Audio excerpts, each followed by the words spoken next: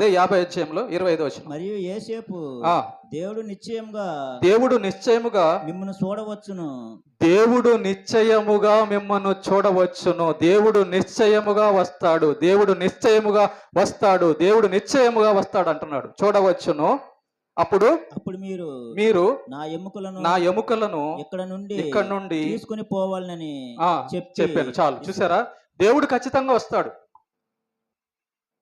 దేవుడు ఖచ్చితంగా వస్తాడు అంటే అక్కడ జరగబోయే సన్నివేశాన్ని, దేవుడిచ్చిన వాగ్దానం గురించి మాట్లాడుతున్న సందర్భం ఇది.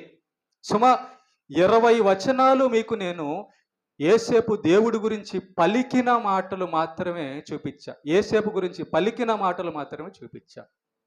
అలుపు వచ్చి ఉంటుంది మీకు 20 వచనాలు వినేసరికి. కేవలం 20 వచనాలు ఒక గంట అరగంటలో మీకు వినడానికి అలుపు వస్తే 110 సంవత్సరాలలో యేసేపు దేవుడి గురించి ఎన్ని మాటలు పలుకుంటాడు.